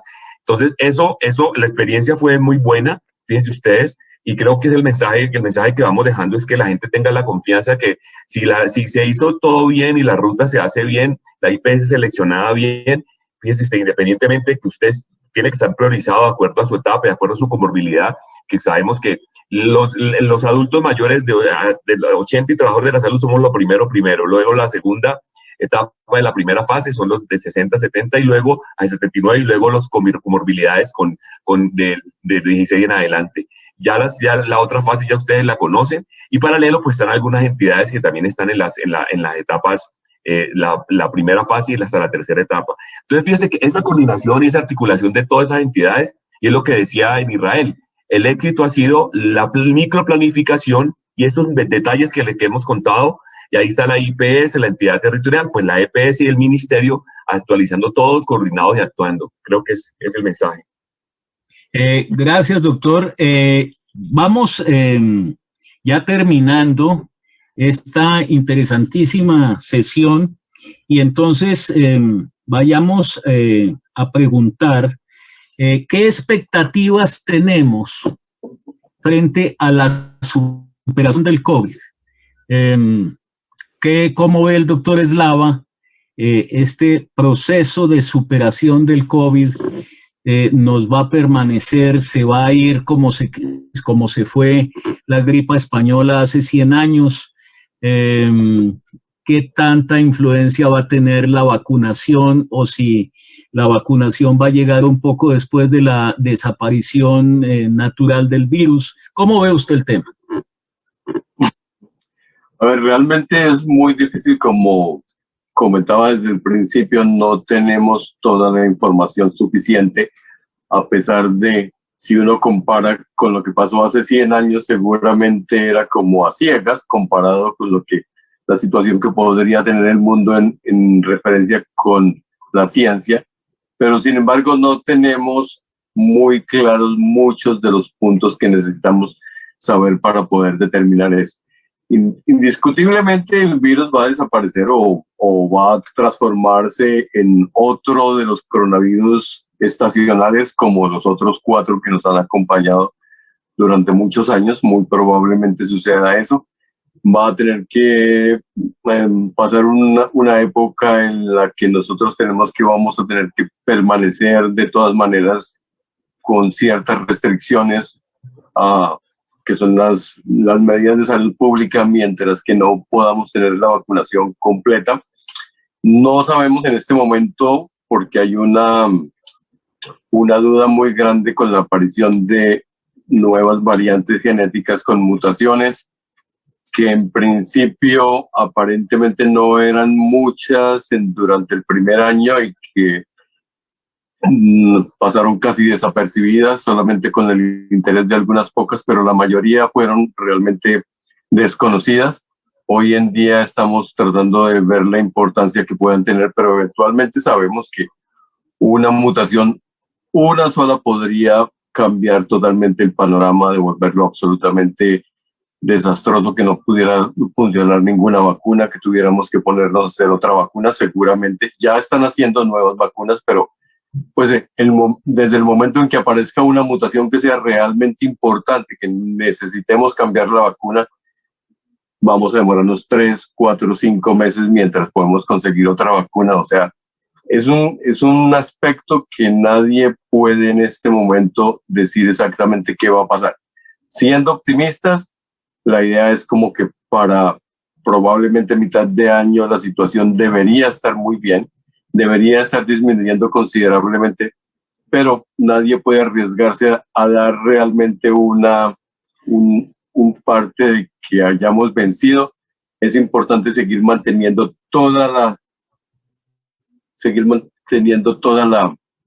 las medidas. ¿Aló? Sí, lo oímos.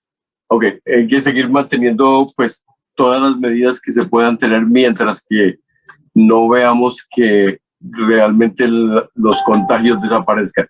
Adquirir inmunidad de rebaño no se sabe, porque en este momento la cantidad de personas reinfectadas son muy pocas.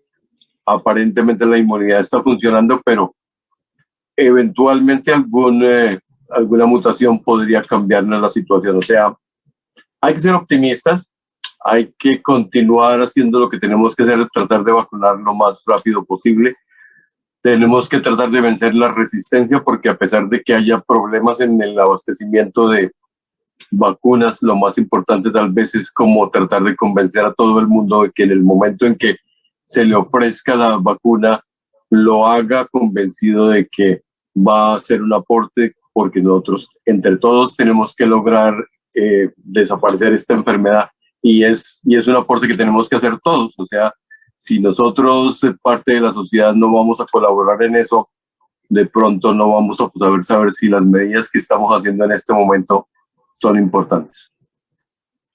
¿Cómo ve el doctor José Alejandro la expectativa de la superación de la pandemia? Optimista, doctor. Por un lado, pues porque, bueno, tenemos unas vacunas, ya vimos de 200 vacunas que hay ya ahí aprobadas en el mundo. Imagínense, en fase 3 tenemos como 70 vacunas, fase clínica, de las cuales ya 40 en fase 1, otras 20.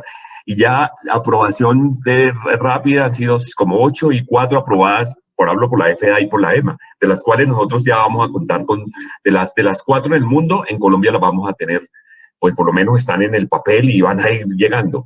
Entonces, el panorama de esto de impacto, porque uno adquiere la inmunidad, o la inmunidad de rebaño se da cuando yo sufro la enfermedad o cuando yo me vacuno. Entonces, a medida que tengamos una cantidad de población vacunada, el 70% de lo que le apuntamos, y de pronto va a cambiar a medida que van a haber menos susceptibles o más. Entonces, ese impacto va a ser importante. Por un lado, tenemos la esperanza en las vacunas, pero no solamente eso. Ustedes saben, el virus llegó para quedarse. Ayer en la rueda de prensa de la OMS, Matt Ryan, ustedes no sé si lo vieron, menciona que, bueno, el virus llegó para quedarse porque tenemos la expectativa en la vacuna, tenemos que seguir cuidándonos y no relajar las medidas. Y ahí le contesto al doctor Anaya que se fue. En el ministerio, miren, hay más o menos 70 protocolos de bioseguridad para las diferentes áreas económicas y para las diferentes instancias. Hay más o menos 20 lineamientos según los sectores de vulnerabilidad. Y para decir, hay más o menos 50 lineamientos técnicos según donde más o menos cómo debe las pruebas. Entonces, a pesar de toda esta cantidad de papeles que hay, vamos a ver que las medidas muchas personas las están bajando. Entonces, ese es el otro mensaje. Estamos esperanzados en las vacunas. Tenemos una eficacia que es aceptable, que algunas es muy buena, otras es aceptable. Sabemos que la enfermedad severa, la mortalidad se va a impactar, lo mismo que la hospitalización. No sabemos la transmisión porque no sabemos qué tanto estos virus, estas vacunas van a impedir esto. No sabemos cómo se comportan los asintomáticos. No sabemos el correlato de protección, ustedes saben es eso, ¿no? Cuando yo me vacuno, por ejemplo, para hepatitis B, yo sé que adquiero 10.000 unidades por mililitro con las 3 dosis. Con este no se sabe, hay unos títulos de células, de anticuerpos que me dicen, me dan una idea de protección, no lo sabemos. Vamos a requerir una dosis o van a seguir 2 o vamos a distanciar las dosis. El año que viene vamos a tener que tener un booster que le llamamos como hacemos con influenza. Se va a comportar como la influenza, que sabemos que los anticuerpos duran 8 meses al año, porque cambia el aminoácido de la influenza, cambia el virus y es otro. Todo es nuevo, no sabemos. Entonces, fíjense ustedes, hoy estamos preparados con lo que es la estabilidad, con lo que es cadena de frío, lo que es la entrega, pero todas estas, el perfil de seguridad nos toca seguir. Miren lo de las alergias.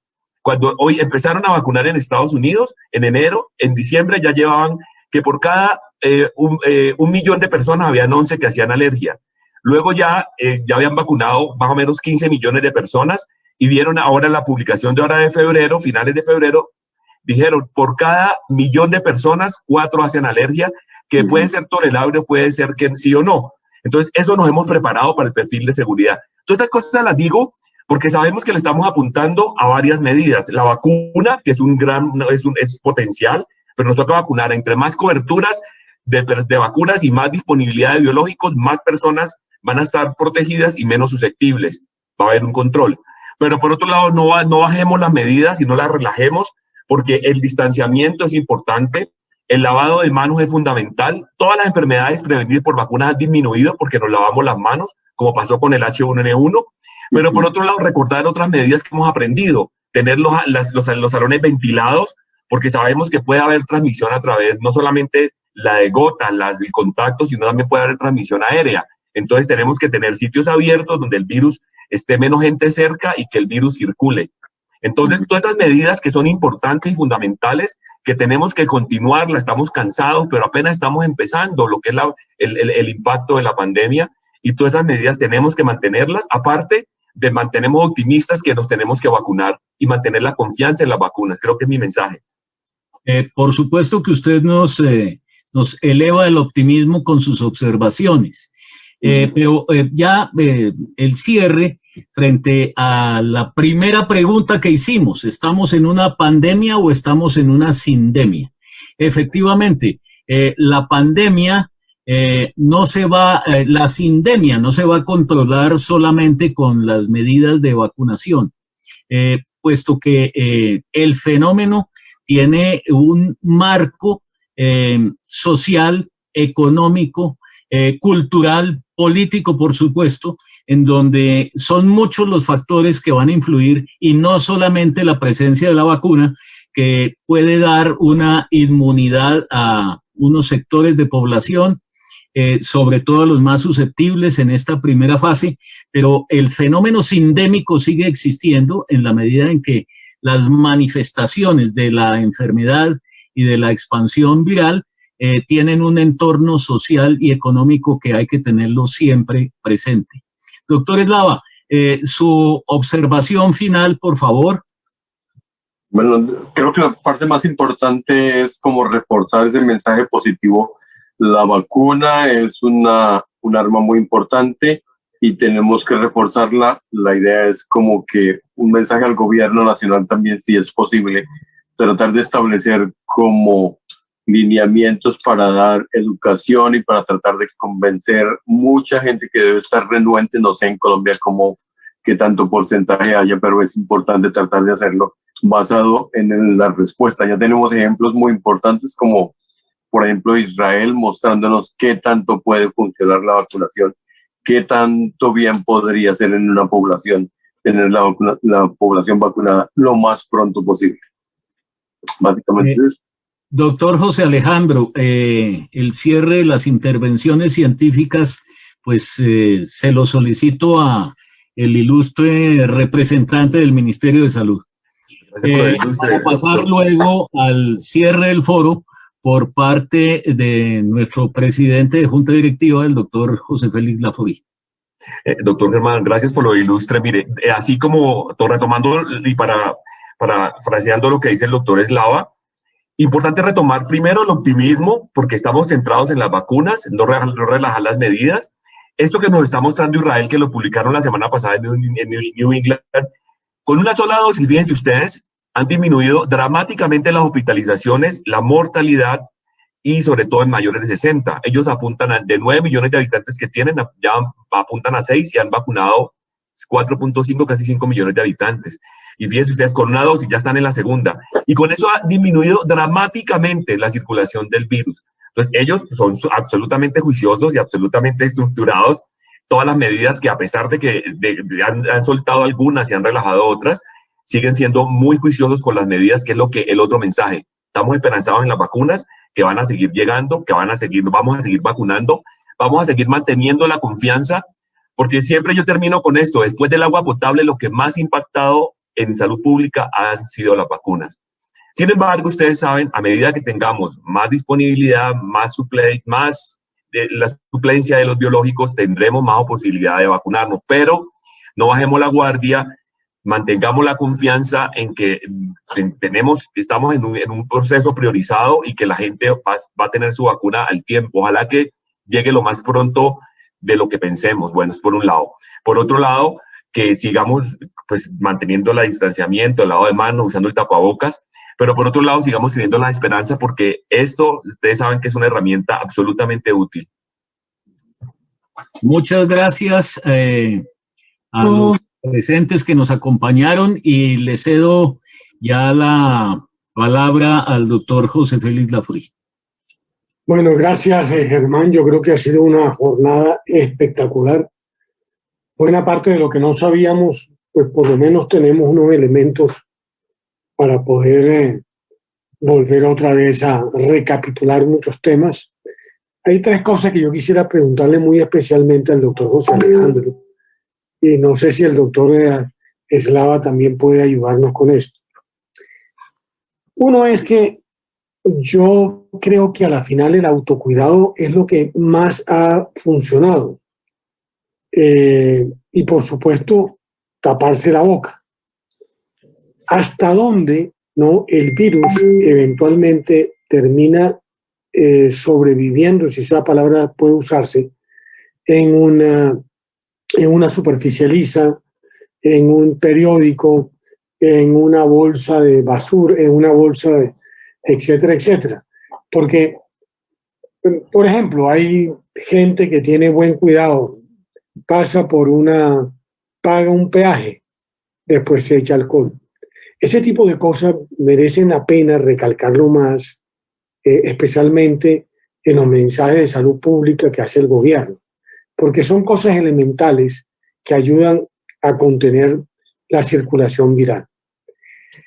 El segundo elemento es una cosa que quería preguntar, es decir, ¿en qué momento, doctor José Alejandro, es posible que el sector privado, de manera directa y cobrando por la vacuna, así cobre, por ejemplo, el doble del valor de la vacuna para constituir un fondo que habilite al gobierno a usar esos recursos para poder atender población vulnerable? Se podría hacer. Entiendo que hay una especie como de acuerdo explícito de no vender vacuna a privados. Pero la pregunta que uno se hace es, en el caso concreto de ciertos sectores de ingresos altos, si a uno le dicen, vea maestro, la vacuna no cuesta 50,000 pesos. La vacuna para usted que va a romper, ¿no?, el orden que el gobierno estableció, valer 100,000 o 500,000 o 300,000. Yo creo que el valor excedentario, el valor real de lo que el privado quiere recuperar de, entre comillas, su inversión, perfectamente puede ir un fondo para sectores vulnerables. ¿Eso es posible o no es posible? Terminaría allí, no dejando de dar las gracias a ti, Germán, que has hecho una magnífica moderación, y por supuesto a los eminentes médicos y además muy amables que nos han acompañado en la noche de hoy. Gracias. Con esta pregunta me despido. Doctor José Félix, antes de darle la palabra al doctor Eslava, gracias a ustedes también por la invitación. Muy concreto. La primera pregunta, la forma de transmisión del virus se sabe que es por gotas, eso lo hemos aprendido, entonces nos ponemos el tapabocas y todo lo demás. Si estamos en sitios cerrados, abrimos las ventanas para que el virus circule, porque puede durar más tiempo de lo esperado y con las microgotas uno podría contagiarse. Las manos son fundamentales porque yo toco, el virus me lo llevo, me toco las mucosas, es menos frecuente, pero el contacto, entonces si yo toco una superficie, aprendimos con los coronavirus, con los otros que pueden durar hasta 5 días. El de influenza, ustedes saben, los virus siempre requieren una parte viva para reproducirse, pero aprendimos con algunos virus como el de la influenza que pueden durarse en algunas superficies, en las monedas, en los picaportes, en muchos sitios, duran días. Y con el coronavirus, igual. Con este SARS-CoV-2 se ha estudiado, primero decían que 9 días, luego que 5, lo que se sabe es que puede durar en superficies más de un día, y por eso uno lava las superficies. Y mire que las medidas han ido cambiando a medida que hemos visto que a nivel masivo ya vemos que la temperatura no ha marcado impacto, pero cuando yo, como autocuidado, me tomo la temperatura, si yo me siento enfermo, sí es muy válido, ojo con eso. A nivel colectivo se quitó, igual que lo de los zapatos, porque sabemos que esa forma de transmisión no. Pero las manos es fundamental, porque yo me puedo contagiar y contagio a otra persona al tocar con mis manos contaminadas, o yo mismo autoinfectarme, o también el tapabocas, el distanciamiento de los 2 metros, eso no ha cambiado ni va a cambiar, y hace parte de las medidas que tenemos que seguir fomentando y seguir fundamentadas con base en la evidencia. Esa es la primera respuesta. Entonces, usted me hacía la pregunta también que lo otro es que se ampliara a nivel desde un principio se pensó y dijo el gobierno, lo vamos a centrar y lo vamos a centrar para tener las vacunas inicialmente porque es un evento de salud pública. ¿Qué pasa normalmente con las vacunas, doctor? Cuando entran al país, usualmente siempre entran por el mercado privado y posteriormente van llegando a los gobiernos para que se incluyan en los calendarios de vacunación. Entonces, para darle una idea, nosotros las vacunas ingresan al programa ampliado a través del fondo rotatorio, pero estamos entre una pandemia. Mucha gente, 60.000 personas han fallecido y 2 millones y tantas y media casi se han infectado en nuestro país. Toca tener otras medidas y efectivamente inicialmente se concentra el gobierno, pero ya hay conversaciones, y yo escuché en esta semana, no tengo el conocimiento y no lo puedo decir, doctor, donde se está buscando de todas maneras que a nivel de lo privado, que son los que están llegando al gobierno, para que se ceda y se pueda en conjunto ellos intervenir en otras áreas y otros sectores. Esto de que una persona pueda comprarla por el poder adquisitivo hace que la vacuna no sea equitativa. Entonces ahí no hay la equidad en la hora del biológico. Eso crea inequidad. Sin embargo, que el sector privado soporte otras áreas vulnerables que de pronto el gobierno no puede llegar, eso es una buena acción. Yo sé que hay conversaciones en este momento, no tengo conocimiento al momento, doctor. No sería pues no honesto de mi parte decirle que sea al respecto, pero sí sé que en algunos de los comités se comentó, inicialmente que no. Después se pensó que, claro, de hoy en día están abiertos y sé que hay conversaciones que están avanzando en esta semana para permitir, una vez se instaure más y tengamos de pronto lleguen más vacunas, se tengan otros sectores intervenidos por diferentes fuentes. Es como el comentario en general. Doctor Alfonso, ¿usted tiene alguna observación sobre la primera pregunta del doctor José Félix en relación con los fomites? Por favor, explicar qué son los fomites. Sí, a ver, los fomites realmente son gotas que uno normalmente expele a través de la boca o la nariz cuando habla, respira o estornuda o tose, y que van a depositarse sobre superficies metálicas, de vidrio, de papel. Eso es lo que, y especialmente, por ejemplo, en superficies que tienen bastante utilización, como por ejemplo chapas o sitios que todo el mundo toca permanentemente. Eso es algo que no ha sido muy claro. De todas maneras, se hicieron unas investigaciones al principio de cuánto podrían permanecer los virus vivos o vivos no, porque no son vivos, sino activos o que sean viables en superficies.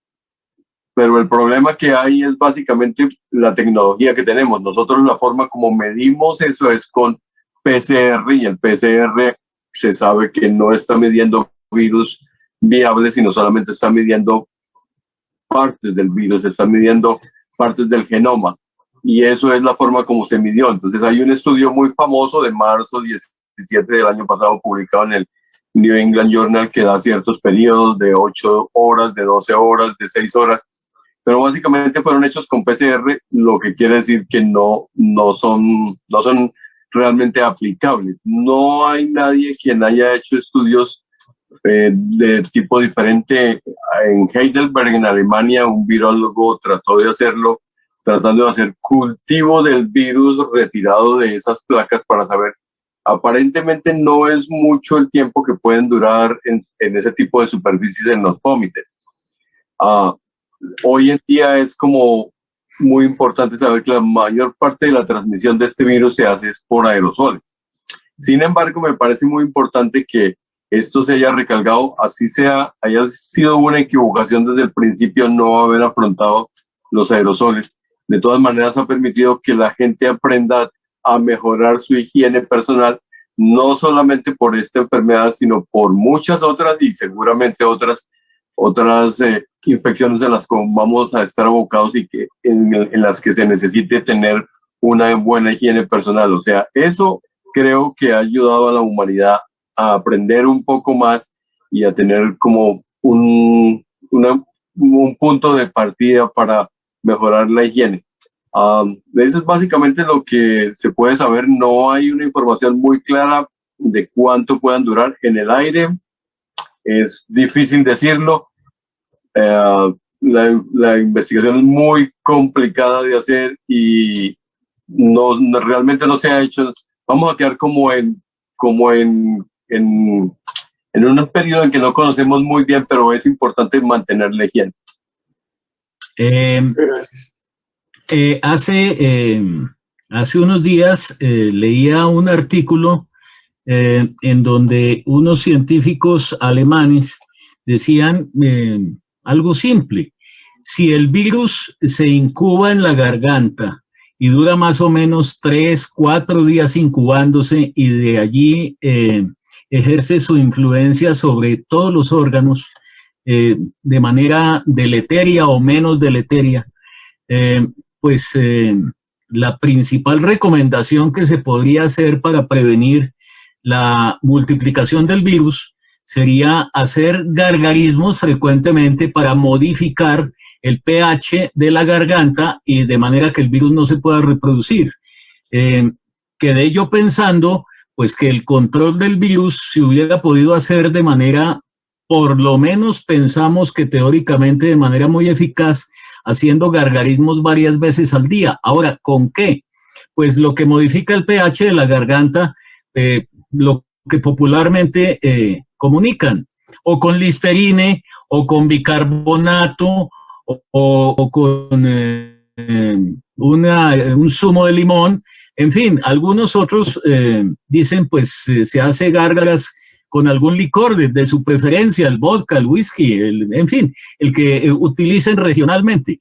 Quedé yo pensando que podría ser una opción interesante que la dejo a ustedes como un ejercicio que puede ayudarles a prevenir la transmisión del virus, y finalmente agradeciendo a todos los que han tenido la presencia de acompañarnos y seguirnos acompañando en las futuras conferencias que haga la Asociación General Rafael Reyes, cuyo propósito es un centro de pensamiento sobre análisis sociales, económicos, políticos, y ahora entramos en el tema de salud, aprovechando también que viene en el escenario los cambios a todo el sistema de salud que está proponiendo el gobierno nacional.